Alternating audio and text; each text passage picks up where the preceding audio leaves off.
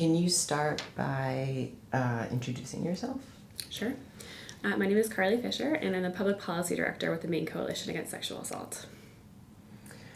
And can you tell me about MECASA's current position on parole?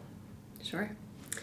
So parole is an issue that MECASA has thought a lot about over the years, for a long, long time. As you know, Maine hasn't had parole in decades at this point. And for MECASA, the Maine Coalition Against Sexual Assaults, we've often thought about parole with a lot of caution.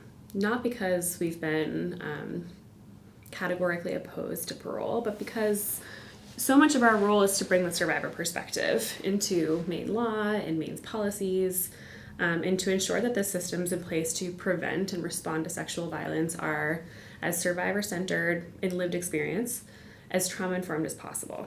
And our mission is always to end sexual violence. And so for all of those reasons, I think parole has been really complicated for us. And it's complicated because survivors are not a monolith. And there is no one way that survivors feel about an issue like this, or any issue. And so frankly, in my time, I think I've probably spoken to about 1,000 survivors of sexual violence in my career. I was an advocate for years, working in direct service before I moved to the coalition role. And the coalition, MECASA, is a little bit different than the direct service centers that do that hands-on work with survivors, answering the helpline, going to the hospital, accompanying them at places like court and Title IX hearings. So I did that for years, but now I'm in a little bit of a different role.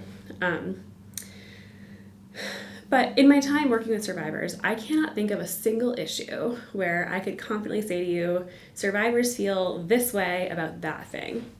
It just doesn't exist. And I think if anyone tries to tell you survivors like this or they don't like that, they're either not listening well enough or they're perhaps intentionally telling you something that sort of fits what they think is the right thing and not necessarily what's representative of the diversity of opinions and experiences. So we are very careful not to say things like survivors don't like parole or survivors do want parole, because it's just not true to say it that categorically. And what we know about this issue is that survivors have a range of feelings on it. There are many, many people who have really deep, legitimate, founded fears about parole and about a parole system that is implemented without thoughtful planning for how a victim or a survivor's experience is centered in that process. And I think if we're being thoughtful about this issue, we should all care deeply about that. We should all care deeply about making sure that victims of violent crimes, which sexual violence crimes are thought about in this process from beginning to end. What that doesn't mean is that that's the only perspective that matters. The criminal justice system is really complicated for everybody who gets involved. Everybody. It's traumatizing all around. And the things that bring people into the system are traumatizing all around.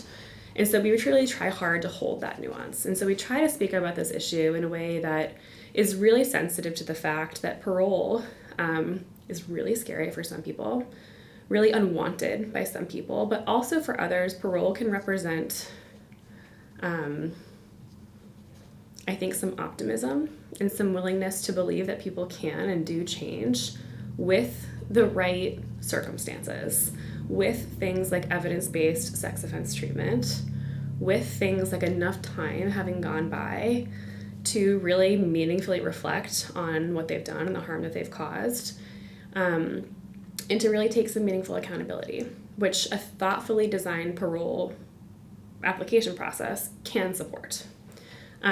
So we have never been categorically opposed to this because we've never heard survivors say categorically to us and unilaterally, we don't want this. But for years we've approached it with caution, and we've had some opposition to the specific parole bills presented in Maine because we hadn't felt like they had adequately addressed some of the safety concerns and the considerations that we'd raised.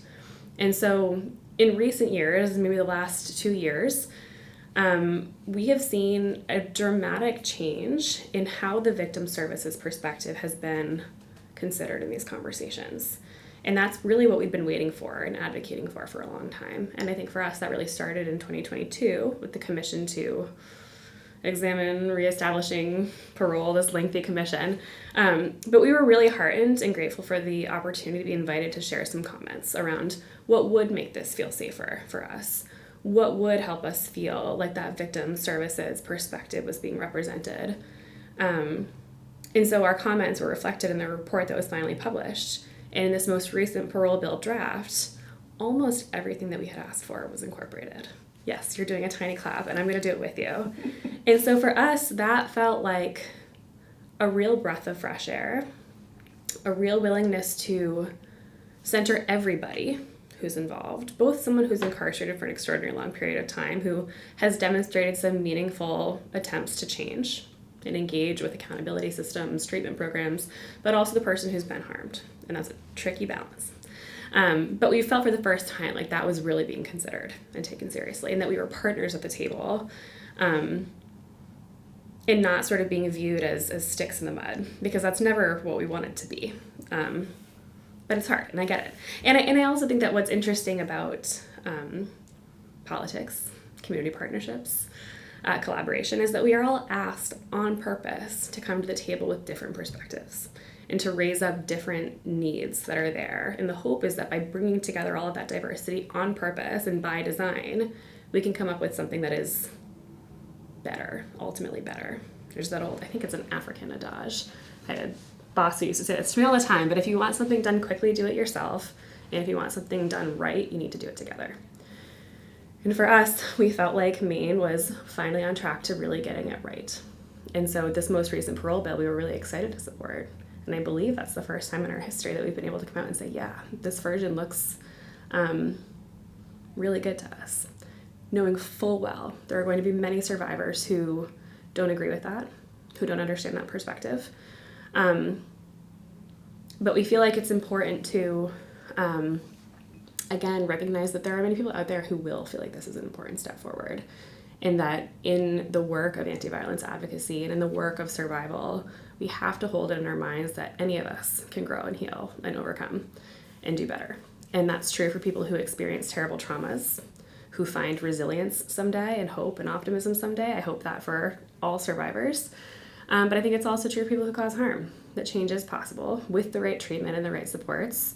And if they're able to do the work, demonstrate that work, demonstrate reduced risk, show us that they're not going to engage in continued harm, and with a victim's input who says, you know what, yeah, I buy this too, and I'm okay with this too, we believe that parole should be an option. But we do believe that victim perspectives need to be engaged with at every step of the process, which was, the crux of so many of the recommendations that we made, and is in the current bill that we were able to support. So things like victims must have a right to comment at parole hearings. They must have a right to share their perspective. They must have a right to weigh in on the frequency of parole reapplications. So if someone applies in 2025, they don't just get to reapply every 6 months and cause that person to come back every 6 months and be redragged through that. So we want victim voice in there. We want survivors centered. And with those things, we believe this can be done well. We hope. If there are folks who are watching this video who are survivors and they're freaked out about parole coming back, is there anything you would want to say to them? I'd say we want to hear from you. And I know that that might be hard, especially if we're sort of taking a perspective that feels unsafe, unintuitive, upsetting.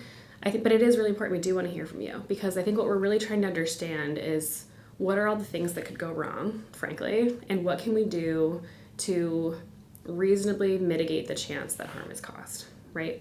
So I think so many people, I think, are probably going to be concerned that somebody's going to be let out and they won't have any notice, right? They're going to be let out a decade sooner than they expected, and show up at their door. So we have taken a lot of steps to ensure that nothing like that ever happens, that there would be ample notice before we ever got to that place, and that they would have really clear referral pathways to come see us. So that if someone ever did get to a place where there was a decision to let a person out on parole, that the victim had said explicitly, I don't want you to do this, because again, that could happen. We're aware of that. We'd want to be really clear that we know in advance that that is coming, that they have ample time to prepare, to safety plan, to engage with us. It's a big role of MECASA advocates too, is to safety plan with people, either for things that are currently happening or that might happen later. So I would say I empathize completely.